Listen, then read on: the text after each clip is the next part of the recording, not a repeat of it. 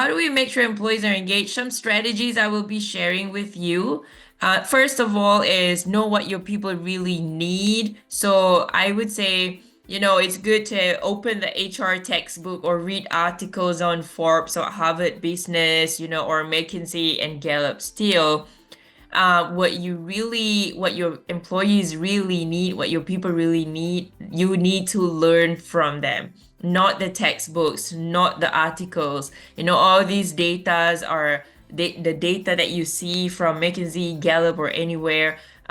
They are,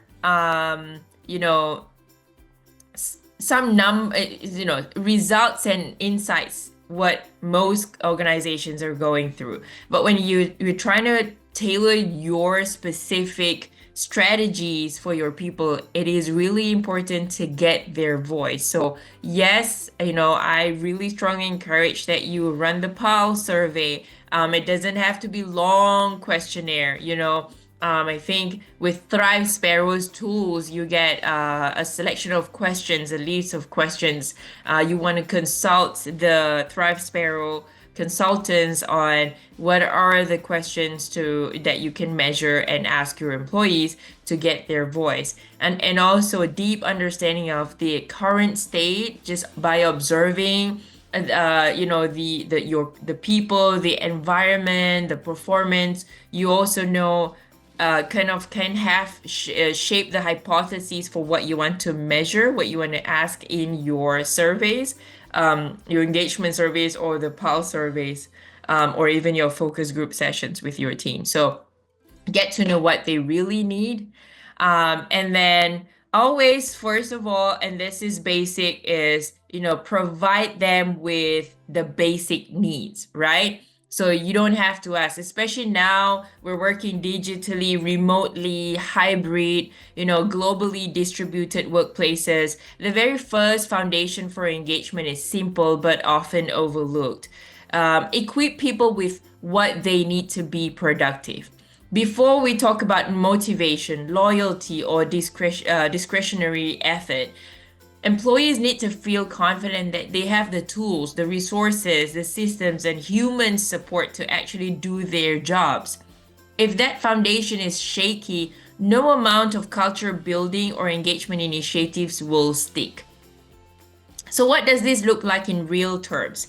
It means providing reliable, fast tech infrastructure, laptops, stable VPN access. I'm with 34 Strong. I'm a consultant at 34 Strong right now. Just the first week before I started my work, I'm working 100% remote.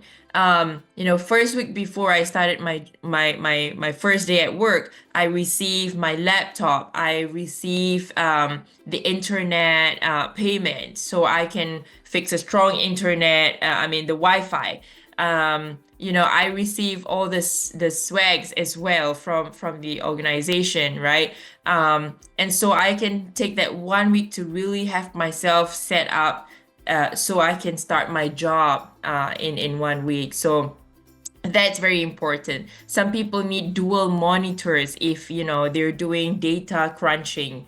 Good headsets are important if you're doing a lot of client meetings and say webinar, for example. Mobile friendly apps, and then user friendly systems for the everyday tasks. Seamless platforms for expense reporting, HR benefits access, time off requests, travel booking, or IT support. Clear points of contact. So employees know exactly where to go and who to reach out to when they have questions, whether it's HR payroll, IT help desk, or operations support. Usually these are already provided during the onboarding, right? When you're onboarding new hires, they get all this information, the points of contact in the organization. Well integrated collaboration tools like the Slack, the Microsoft Teams, Asana, or Trello, so employees can easily communicate, align, and move work forward without endless friction. Training and onboarding support, not just here's your login. but real guidance on how to use the systems that support their day-to-day work life. That's the basic needs. When these basic needs are missing, frustration builds quickly. People waste time navigating clunky systems. They feel isolated, unsupported, and overwhelmed. Engagement drops not because people don't care, but because the environment signals that their success wasn't really planned for. I'm not put up for success. I'm not, no, you're not helping me to set me up for success.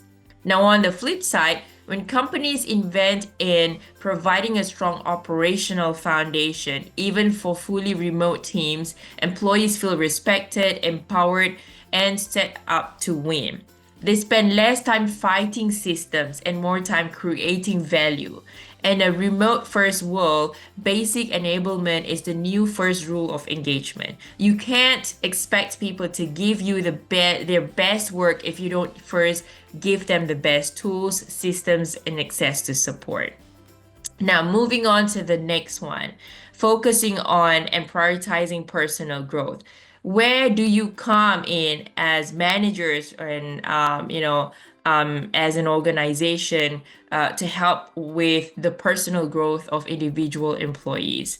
Now, investing in employee growth in a fast-paced world, because the world evolves so quickly and because information, learning, and opportunity are now more accessible than ever. Employees today want to achieve success faster, and they want to learn smarter, deeper, and more targeted to their specific areas of expertise. The hunger for fast, focused development is real.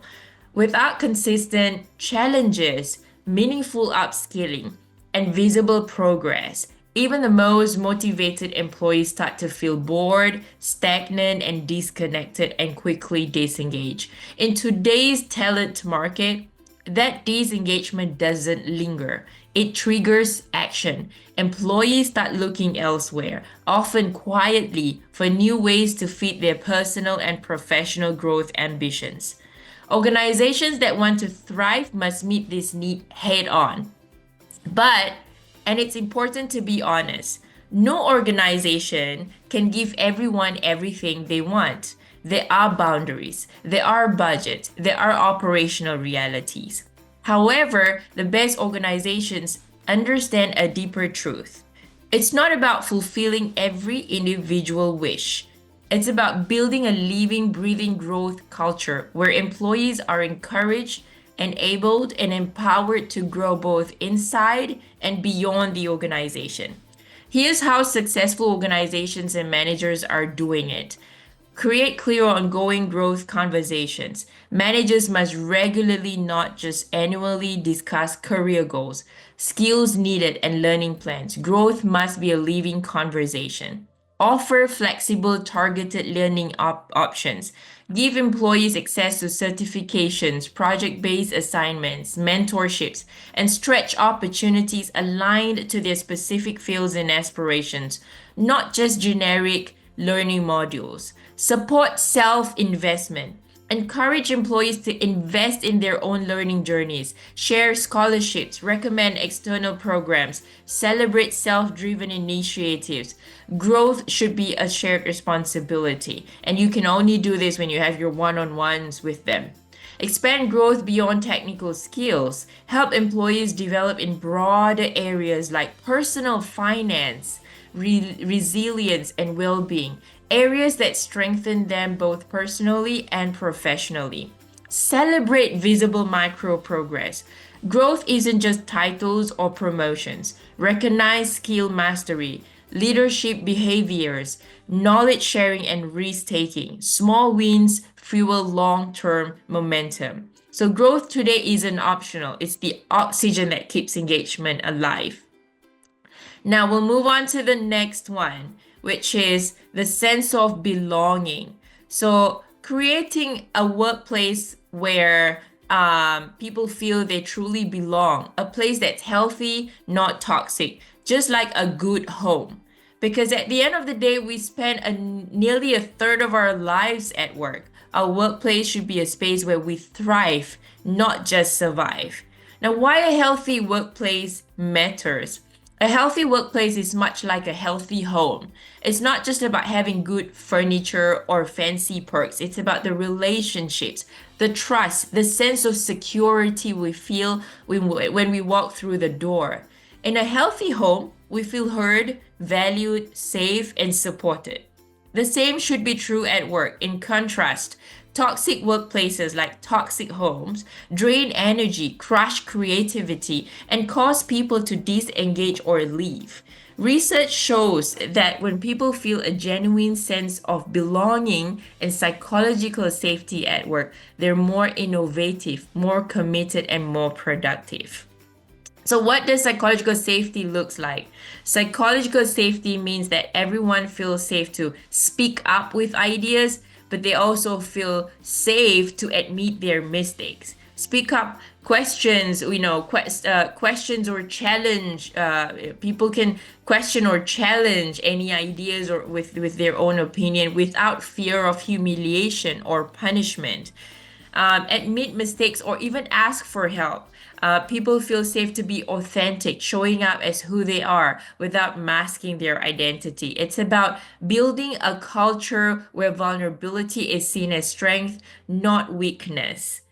All right, so some strategies is model respect and empathy every day. So listen actively, leaders, create clear, open communication channels, right? Regular check-ins. Some managers have this open door policy. You can walk in my door anytime, and don't feel like we have some barrier between us. Address toxicity immediately. Do not tolerate or enable bullying, gossip, exclusion, or disrespect at work. Racism, it happens too. Protecting your people is protecting your culture. So in a healthy home, if something's broken, you fix it. You don't let it fester. All right, next one is individual contribution. Best practices from highly engaged companies for maximizing talent and contribution. The highest performing companies today don't just hire smart people. They know how to maximize their talents, their strengths, and their impact. They understand that true engagement is not about perks or bonuses. It's about creating an environment where every individual can contribute at their highest level and feel seen. They feel valued and proud of their contribution. Now, here are the proven strategies and best practices we see consistently in highly engaged companies and teams. Leverage individual strengths. High performing companies don't try to mold people into something they're not. Check out the book from Netflix, No Rules Rule. They empower their people. They hire and they empower their people to say, okay, you come with this experience, you come with this knowledge. Now we support you, speak up, share, and we wanna give you that space, people to do their best work when they are playing in their zone of genius, not their zone of mediocrity. Promote deep self-awareness. Highly engaged teams invest in helping individuals know themselves better, their strengths, weaknesses, values, and working styles. So you can do this with a very open, healthy, constructive feedback loop, not just manager to employee, but among employees as well. Assign the right work to the right person. So, managers, you deliberately match tasks and roles to people's capabilities and potential. When you put capable people in the right seats, performance accelerates and so does engagement. Build confidence through opportunities, not just feedback. So some companies, what they do very well is they stretch, they provide opportunities. That's how, to learn who wants that challenge, who wants to be stretched, individually is again through that one-on-one conversations. Recognize effort, impact, and growth, not just the results. Create psychological safety for ideas and opinions. So respects that everyone's idea, everyone has interesting ideas, they can voice out and they don't feel judged. Opinions and their feedback as well. Their contributions are not just tolerated, they are respected, considered seriously, and acted upon when appropriate. Communicate the connection between individual contribution and the business success. Employees must constantly hear, because of what you did, here's the result we achieved. Closing that loop builds pride, ownership, and deeper engagement over time. So, if organizations want to maximize talent today, it starts with a mindset shift from controlling to empowering, from fitting people into boxes, into unlocking their best selves, from chasing short term results to building sustainable, engaged, high performing human ecosystems.